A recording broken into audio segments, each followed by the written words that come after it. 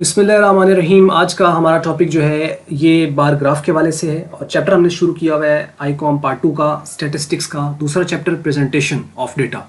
अब ये डेटा की प्रेजेंटेशन के बारे में है, जैसे कि हम पहले बात कर चुके हैं कि इसके अंदर है क्या कि पिछली वीडियोस अगर आपने नहीं देखी तो सीक्वेंस में हमने अपलोड की है, उसको आप देख लें। कि हमने देखा था कि प्रेजेंटेशन जो होती है वो अरे फॉर्म में हो सकती है, वो टेबल की शक्ल में हो सकती है, क्लासेस की शक्ल में हो सकती है, उसके बाद ग्राफिकल फॉर्म में प्रेजेंटेशन हो सकती है। तो अब हम जो टॉपिक एक्चुअली में स्टार्ट कर रहे हैं ये असल में graphical presentation of the data है कि how the data is to be presented in the form of the graphs and the charts. तो ये उसकी बेस पर सारा कुछ है। तो आज जो हम टॉपिक स्टार्ट करेंगे ये सिंपल बार ग्राफ है। सिंपल बार ग्राफ वो होता है कि जो एक क्लास के अगेंस्ट एक बार बनता है। मल्टीपल बार ग्राफ है, उसकी नेक्स्ट वीडियो इंशाल्लाह उसी के ऊपर होगी। तो अब आइए सबसे पहले तो उसकी डेफिनेशंस को देख लेते हैं कि क्या कहती है।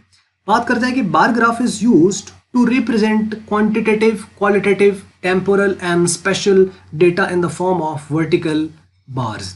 वर्टिकल बार्स मतलब आपने यहाँ पे बात नोट कर ली होगी कि ये वर्टिकली होता है, यानी हॉरिजेंटल वैसे बनाए होते हैं लोगों ने, लेकिन ये इसकी जो प्रॉपर शेप है वो वर्टिकल है, यानी ऊपर से नीचे की तरफ या नीचे से ऊपर की तरफ। एक तो ये वर्टिकल बार्स की शक्ल में होता है। दूसरा जो बार ग्राफ है उसको हम कौन सा डेटा रिप्रेजेंट कर सकते हैं, ये एमसीक्यूज में भी आपको आ सकता है। तो हर तरह का डेटा बार ग्राफ के ऊपर रिप्रेजेंट किया जा सकता है। फॉर एग्जांपल जैसे क्वांटिटेटिव डेटा है, क्वालिटेटिव डेटा है, टेम्पोरल डेटा है, स्पेशल डेटा। इनके ऊपर पहले ही हम पिछली वीडियो बना चुके हैं। क्वांटिटेटिव कौन सा है, क्वालिटेटिव कौन सा है, टेम्पोरल कौन सा है, स्पेशल कौन सा है। अगर आपने वो वीडियो नहीं देखी तो आप उसको देख लीजिए। और ये तो हो गई जी डेफिनेशन। अगर फॉर एग्जांपल पेपर में आपको 2 नंबर का ही पूछता है कि डिफाइन द बार ग्राफ, तो आप उसको इस तरीके से डिफाइन कर देंगे। एग्जांपल यहाँ पे नीचे दी गई, कुछ रैंडमली डेटा लिया गया और उसको फिर आगे बार ग्राफ बनाया गया है। एग्जाम्पल में कहता है let's consider the following data of number of the students in the different classes of learning education system, that is the name of an institute।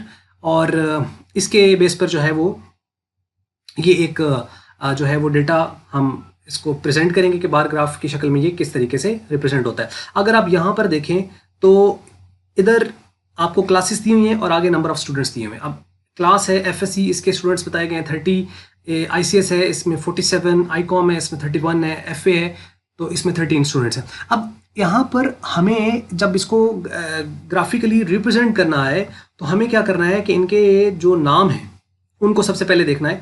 नाम इनके इस फील्ड का नाम है, इस फील्ड का भी नाम है। पहली फील्ड में इसका नाम है क्लासेस और दूसरी फील्ड का नाम है नंबर ऑफ द स्टूडेंट्स। अच्छा, अब यहाँ पे देखें जो क्लासेस होती हैं जो कि उसको रिप्रेजेंट कर रहा है डेटा को, उसको आपने 2 बार होते हैं। एक होता है एक्स एक्सिस जो इस तरह हॉरिजेंटल होता है और एक आपके पास वर्टिकल होता है इस तरह करके, जिसको हम वाई एक्सिस कहते हैं। तो आपने एक्स एक्सिस पर क्लासेस को ले लेना है और जो वाई एक्सिस है इसके ऊपर आपने नंबर ऑफ स्टूडेंट्स को ले लेना है। जैसे नंबर ऑफ स्टूडेंट्स से मुराद आप यहाँ पे इस तरह कंसिडर कर लें कि ये फ्रीक्वेंसी है, ठीक है ना। नंबर ऑफ स्टूडेंट्स मीन्स के फ्रीक्वेंसी के एक वैल्यू जो है वो कितनी है, कितनी बार रिपीट हुई। एफएससी का जो बच्चा है वो 30 है, मीन एफएससी का पहला बच्चा, फिर दूसरा, फिर तीसरा। तो एक्चुअली ये क्या है नंबर ऑफ स्टूडेंट्स, ये फ्रीक्वेंसी है। तो क्लास और फ्रीक्वेंसी बस यही तो दिया हुआ है कि इसके अंदर एक क्लास दी होती है और एक आगे उसकी फ्रीक्वेंसी होती है। फिर उसके अंदर आगे फिर यूनिट्स हो सकते हैं, पहली क्लास, फिर दूसरी, तीसरी, चौथी, इस तरह करके जितने मर्जी आपके पास हों। और जितने ये आपके पास यूनिट्स ये वाले होंगे उतने आपके बार ग्राफ बनेंगे। जैसे यहाँ पे आप देखें एफएससी 1, आईसीएस 2, आईकॉम 3, एफए 4, तो ग्राफ भी कितने बनेंगे, 4 बनेंगे। एक एफएससी का, एक आईसीएस का, एक आईकॉम का और एक एफए का। अब यहाँ पे अगर आप एफएससी में देखें तो 30 हैं।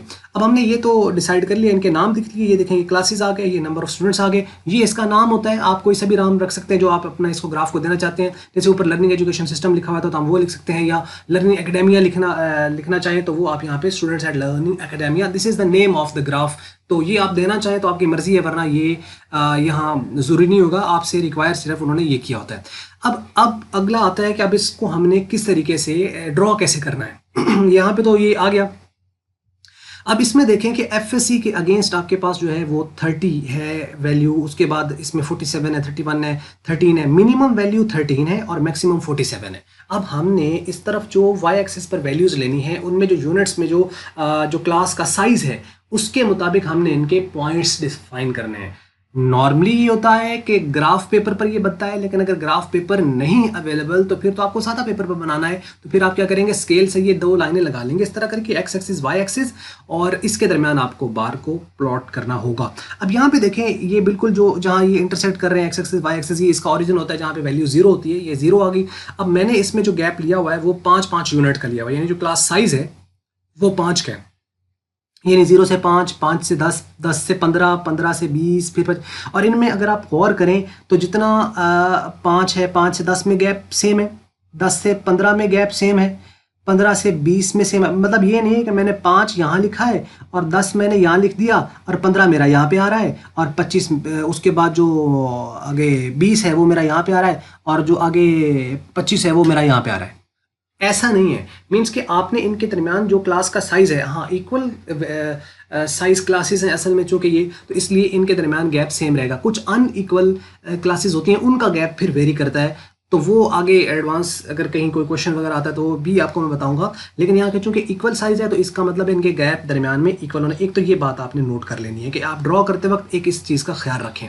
दूसरा सवाल पैदा होता है कि 5 का गैप ही क्यों, यहाँ 10 का, 15 का, 20 का या बाकी क्यों नहीं लिया जा सकता। तो आपकी मर्जी है, आप जितना मर्जी गैप लेना चाहें।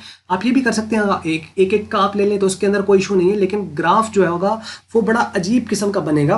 क्या होगा कि यानी आप 0 से 1 पे आएंगे, फिर यहाँ 2 आएगा, फिर ये 3 आएगा, ये 47 तक ये बहुत ज़्यादा इसकी लेंथ बन जाएगी, जो कि एक अच्छी प्रेजेंटेशन नहीं है। तो मतलब आपको ये अंदाज़ा खुद होना चाहिए बनाने वाले को कि वो गैप कितना लेना चाहता है। आप यहाँ पे जैसे मैंने 5 के लिए, आप 10 का ले लें, तो 10 का अगर आप लेंगे तो इसका मतलब ये है कि फिर 0 से 10 आएगा यहाँ पे, फिर 10 से 20 आएगा, 20 से 30 आएगा, 30 से 40 आएगा और 40 से 50, क्योंकि 47 है तो 50 तक, क्योंकि उसके अंदर अंदर ये वैल्यू आ जाएगी। अगर आपके पास वैल्यू जो है वो 51 होती तो फिर आप 60 तक ले लेते, ठीक है। अगर आपके पास जो है वो 60 होती तो फिर भी आप 60 तक उसको ले लेते। अगर 65, 69 होती तो फिर आप 70 तक ले लेते। तो मीन्स इस तरह करके आपको कहाँ तक वैल्यूज़ लेनी है, ये यहाँ पे 50 तक ली गई हैं, 0 से लेकर 50 तक। और गैप कितना दिया गया है, यानी उसका साइज़ लिया गया है वो 5-5 का है। वो साइज़ का मैंने बता दिया कि आप 5-5 का रखना चाहें तब आपकी मर्जी है, 10-10 का रखना चाहें तब आपकी मर्जी है। लेकिन अब इसका ये मतलब नहीं है कि आप 20-20 का रख लें।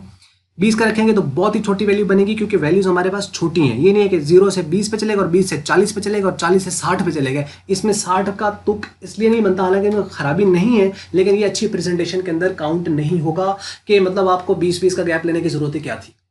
तो इसलिए आपने ये खुद डिसाइड कर लेना है, 3 का रख लें, 4 का रख लें, 5 का रख लें, 6 का रख लें, 7, 8, 9, 10 का रख लें। मीन्स कि जिसके अंदर आपके पास बहुत ना तो बहुत ज़्यादा वो उसकी लेंथ हो जाए और ना बिल्कुल इतनी छोटी हो जाए कि वो बिल्कुल ही खत्म हो जाए। ऐसा नहीं होना चाहिए। तो एक तो चीज़ यहाँ पर ये आ जाती है। दूसरी, आपके पास ये बात आपको मेरे ख्याल में समझ लगी होगी, उसके बाद कितने बार बनने हैं जितनी आपके पास वैल्यूज़ होनी है। यहाँ पे मैंने बता दिया जाके कि FSC, ICS, ICOM, FA 4 है तो 4 ग्राफ बनेंगे। अब इस एक्स एक्सिस के ऊपर आपने इनके नाम लिख लेने, जिसका ग्राफ होगा, जो बार होगा जिसका, उसके नीचे उसका नाम आ जाना। जैसे ये FSC का है तो इसके नीचे FSC आ गई, ये ICS का है तो इसके नीचे ICS आ गया, ICOM का है तो ICOM आ गया, FA है तो FA इसके नीचे आ गया, और ये क्लासेस और ये पूरा है। अब अगली जो इंपॉर्टेंट चीज़ है वो इन जो बार हैं इनके दरमियान गैप की बात आती है। अब इनका जो गैप है, मतलब आपके पास ये जो पहला आपने बार ग्राफ यहाँ पे दे दिया है, इसका और इस दूसरे का दरमियान जो ये जो गैप है ये वाला, ये सेम होना चाहिए, इसका और इससे अगले का। यानी इसमें देखें इन दोनों का दरमियान जो गैप है वो इन दोनों के दरमियान गैप सेम है, और इसका दरमियान जो गैप है वो सेम है। ये आपने इस बात को भी, ये नहीं है कि इन दोनों के दरमियान तो गैप आ रहा है जी इतना और इन दोनों के दरमियान जो यहाँ से शुरू हो रहा है वो यहाँ पे खत्म हो रहा है, ऐसा नहीं है। अब सवाल यहाँ पे ये अगर माइंड में आया कि जी कितना गैप लें, तो उसके कोई स्टैंडर्ड नहीं है कि जी हम कितना गैप लें। मैंने यहाँ पे ये इतना गैप लिया, आप उससे थोड़ा कम कर लें, बिल्कुल थोड़ा साथ कर लें। आपका दिल करता है थोड़ा ज़्यादा कर लें तो आप थोड़ा ज़्यादा कर लें, लेकिन कम करें या ज़्यादा करें, एक बात आपने ध्यान में रखनी है कि इसके अंदर जो आप कर रहे हो गैप, वो कंसेक्टिव जो भी दो आपके पास जो बार हैं उनके दरमियान गैप और नेक्स्ट बार के दरमियान जो गैप है वो सेम होना चाहिए। ये बात मेरा ख्याल है समझ लगी होगी। अगली जो इंपॉर्टेंट बात है वो है बार की अपनी जो लंबाई तो होगी ना, उसके मुताबिक उसकी वैल्यू कितनी है, चौड़ाई कितनी होनी चाहिए एक बार की। तो एक बार की चौड़ाई का भी कोई स्टैंडर्ड नहीं है कि आप कितनी रखना चाहते हैं। अब जैसे मैंने यहाँ पे ये बनाया है तो जितनी इसकी चौड़ाई है वो इसका कोई पैरामीटर नहीं है, इसको पैरामीटर नहीं है कि हमने कितनी चौड़ाई रखनी है। आप इससे ज़्यादा कर लें, इससे कम कर लें, लेकिन फिर वही बात आ जाती है कि एक बार की जो चौड़ाई है वो दूसरे बार की चौड़ाई के बराबर होनी चाहिए, और इस बार की जो चौड़ाई है वो इसके बराबर होनी चाहिए, और इसके अब देखें चारों बार जो है इनकी जो चौड़ाई है वो सेम है, लेकिन लंबाई वेरी कर रही है। लंबाई तो वेरी करेगी क्योंकि वैल्यूज़ वेरी कर रही हैं। अब कैसे ड्रॉ करना होता है, अगला अब जो पॉइंट है कि इसको ड्रॉ कैसे करना है। तो अब देखें FSC के सामने इसकी वैल्यू कितनी है, 30। आप इस तरफ गए और 30 के बिल्कुल सामने आप यहाँ पे डॉट लगा दीजिए। डॉट जैसे एक डॉट लगाया जाता है, मीन्स के जैसे आपने ये ऐसे डॉट लगा दिया, जैसे ये डॉट आ गया। अब इस डॉट के इर्द गिर्द आपने जितना भी इसका गैप रखना है सपोज कर लें कि जी आप इसको इतना गैप रखना चाहते हैं, इतना आपने ड्रॉ करके और उसके बाद आपने नीचे इसको ड्रॉ कर दिया और इसी तरीके से फिर आपने दूसरी तरफ से यानी इसको ये ऊपर से ऐसे मिला के नीचे ड्रॉ कर दें और इधर से भी नीचे ड्रॉ कर दें, बन गया। सिमिलर आपने इस दूसरे वाले का करना है, इसकी वैल्यू जो है वो 45 से ज़्यादा 47 है, तो 47 जो है आपके पास यहाँ पे आ जाएगा। इस तरीके से 31 है तो 31 का अकॉर्डिंगली आ जाएगा और 13 आपके पास है तो ये इस तरीके से आ जाएगा। अब इसकी अकॉर्डिंगली आपका ये जो है वो सारा कंप्लीट हो जाता है। अब इस बार अगली बात आती है, ये तो ड्रॉ हो गया। अब ड्रॉ हो गया तो अब अगली जो स्टेज आती है वो है इसके रीड करने की, कि मतलब अब इसको रीड कैसे करना है। अब जब रीड करेंगे तो उसके अकॉर्डिंगली आपको ये पता होना चाहिए, जैसे आपकी ग्राफ बना हुआ है तो अब इसको रीड कैसे करना है जी, कि एफएससी है जिसकी ये 30 आ रही है, इसका मतलब है एफएससी के, और इस तरफ क्या लिखे हुए नंबर ऑफ स्टूडेंट्स का मतलब है एफएससी के बच्चे कितने हैं 30 हैं। आईसीएस है तो आईसीएस के जो है वो 47 यानी 45 से ऊपर बच्चे हैं, मतलब एग्जैक्ट ना पता चले तो मतलब 45 से बाहर ग्राफ ऊपर जा रहा है, मतलब ये 45 से जी बच्चे ऊपर है स्पेसिफिकली। और इस तरीके से आईकॉम है तो जी इसके जो है वो 31 है। इस तरीके से एफ ए है तो एफ ए के जी 13 है, क्योंकि 10 से ऊपर वैल्यू जा रही है इस तरह। तो ये आपके पास रीडिंग है। इस ग्राफ को देखते पता चल सकता है, इसको पहले ही नज़र में आप देख सकते हैं कि सबसे ज़्यादा जो बच्चे हैं वो आईसीएस के अंदर हैं और सबसे कम जो बच्चे हैं वो एफए के अंदर हैं, और बाकी ऑन एन एवरेज हैं। बाकी जो एफएससी और आईकॉम के जो बच्चे हैं वो ऑन एन एवरेज हैं। सिर्फ ये है कि आईकॉम का एक बच्चा ज़्यादा है, इसके 30 हैं तो इसके 31 हैं। तो ये होता है ग्राफ का रीड करना। बस ये एक छोटी सी वीडियो थी जिसके अंदर मैंने अपनी तरफ से पूरी कोशिश की है कि आपको ये समझ आ जाए, और फिर भी अगर आपको क्वेश्चन है तो आप हमें कमेंट्स में ज़रूर लिखिए। मल्टीपीडिया की अगर आपको ये वीडियो अच्छी लगी है तो इसको आप लाइक कर सकते हैं, शेयर कर सकते हैं दूसरों के साथ, और अगर आपको अच्छी नहीं लगी तो इसको आप डिसलाइक करें और कमेंट्स में बताएं कि हम इसको इंप्रूव कैसे करें। हमेशा की तरह वीडियो देखने का बहुत शुक्रिया।